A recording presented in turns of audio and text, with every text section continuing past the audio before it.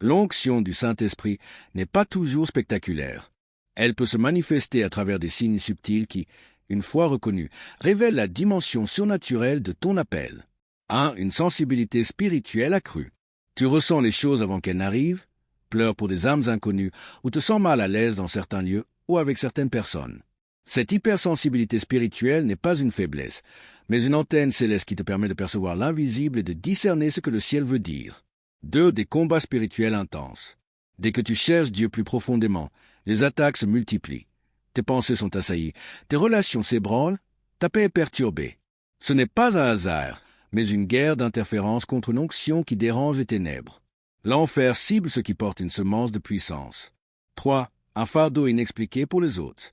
Tu ressens le besoin de prier pour des gens qui ne t'ont rien demandé, intercède pour des situations inconnues ou te lève avec des gémissements intérieurs. C'est l'Esprit qui t'utilise comme un canal d'intercession, te tenant à la brèche comme Ézéchiel ou murmurant des prières puissantes comme Anne. 4. Une soif insatiable de la présence de Dieu. Les plaisirs mondains te lassent, les conversations superficielles t'ennuient. Tu cherches Dieu dans le calme, trouves la joie dans la louange et respires dans la prière. Ce détachement du monde n'est pas une austérité, mais une conséquence de l'onction qui te sépare et te sanctifie. 5. Une sagesse qui dépasse ton âge ou ta formation. Tes paroles ont un poids, tu conseilles des personnes plus âgées ou instruites, et elles s'étonnent de ton discernement. Ce n'est pas de toi, mais de l'Esprit en toi. L'onction produit une intelligence divine qui éclaire ta bouche et rend tes conseils tranchants. 6. L'incompréhension ou le rejet, même par les tiens. Comme Joseph ou David, tu es parfois moqué, accusé ou rejeté sans raison apparente. C'est le prix de l'onction cachée. Quand tu portes ce que les autres ne voient pas, il peut réagir avec peur ou jalousie. Le rejet n'est pas toujours une punition, mais parfois une confirmation. 7. Une provision divine là où les autres échouent. Même quand les portes se ferment, une autre s'ouvre. Dans la pénurie, Dieu pourvoit. Tu vis le miracle discret de la manne, la multiplication des ressources, la paix dans le chaos. L'onction attire la faveur divine et te place sous une couverture spéciale. 8. Une passion ardente pour les âmes et le royaume. Tu ne peux pas rester passif. Quelque chose en toi brûle quand l'Évangile est négligé ou que le nom de Jésus est blasphémé. Tu as un feu sacré qui ne s'éteint pas. C'est l'Esprit qui t'a oint pour l'annonce, faisant de toi une sentinelle et un messager, même si tu ne montes pas sur des estrades. 9. Des rêves prophétiques, visions subtiles ou directions intérieures. Tu rêves de choses qui se réalisent, ressens des avertissements soudains, ou c'est sans savoir comment. C'est l'onction prophétique. L'Esprit te parle parce que tu es son canal.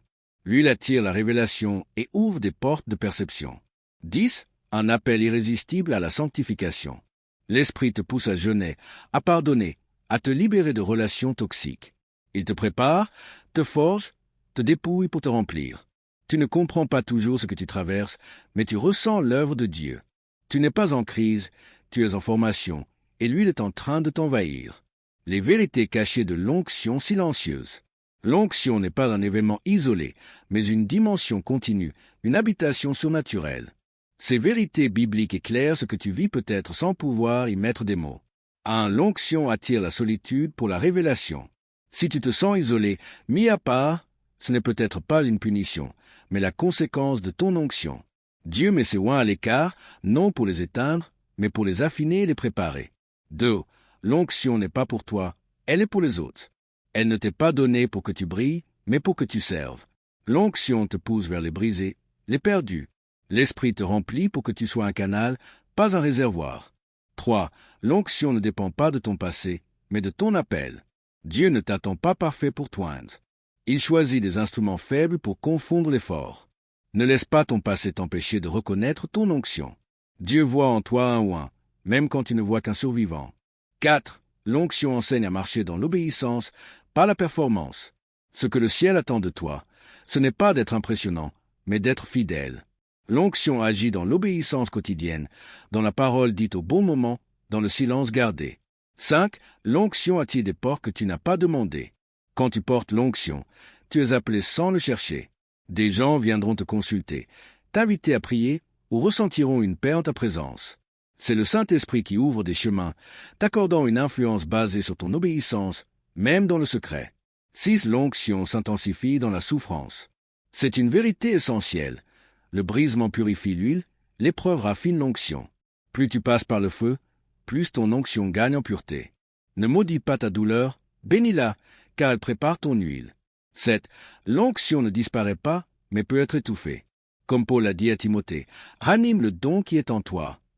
L'huile peut être négligée, mais elle ne s'évapore pas. Si tu l'as reçue, elle est encore là, attendant que tu reviennes à l'intimité et à la disponibilité.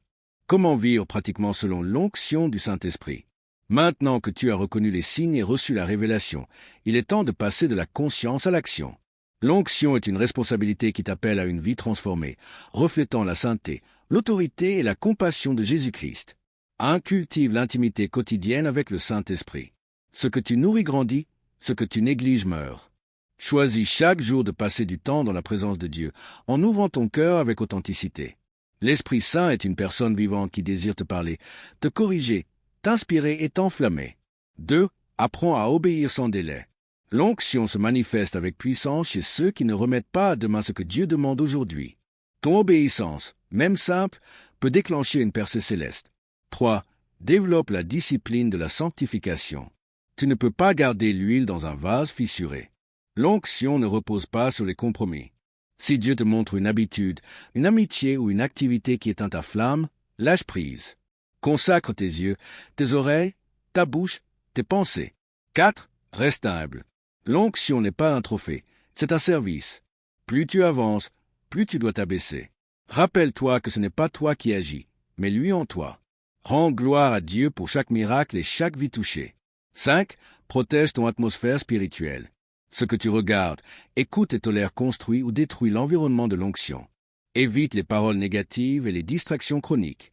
Entoure-toi de ceux qui élèvent ton esprit et crée un espace de feu autour de toi par la louange et la méditation de la parole. 6. Sois fidèle dans les petites choses. L'onction n'est pas seulement pour les grandes plateformes, elle est active dans le secret.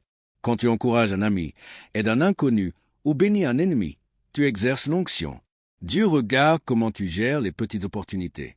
Ça interroge constamment ton cœur. Demande à l'Esprit de sonder tes intentions. Les dons peuvent être corrompus si le cœur n'est pas pur. Lui, il attire les regards et les flatteries. Ton rôle est d'obéir, pas d'impressionner. 8. Accepte le feu de la formation.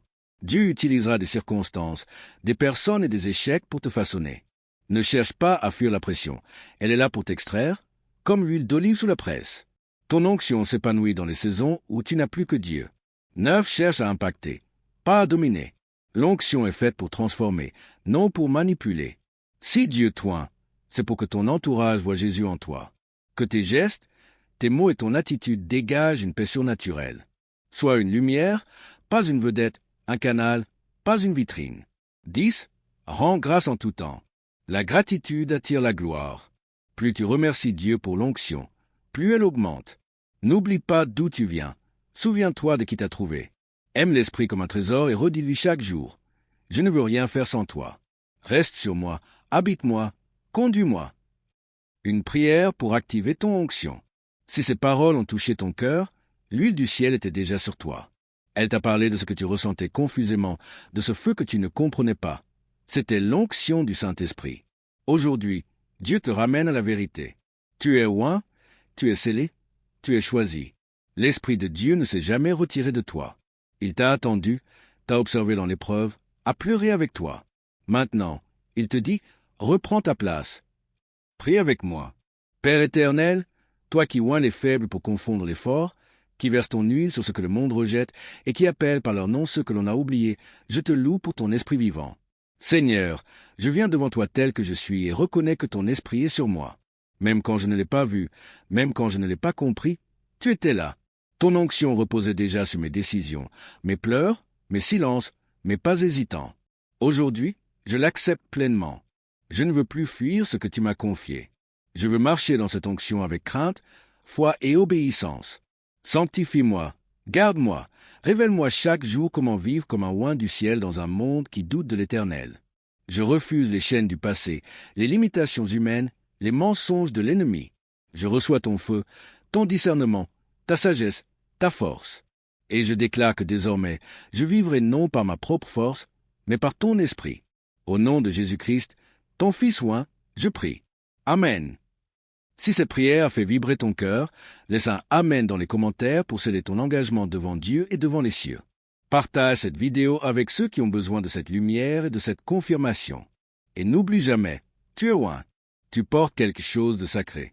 Marche dans la foi et laisse le Saint-Esprit te conduire vers ta destinée.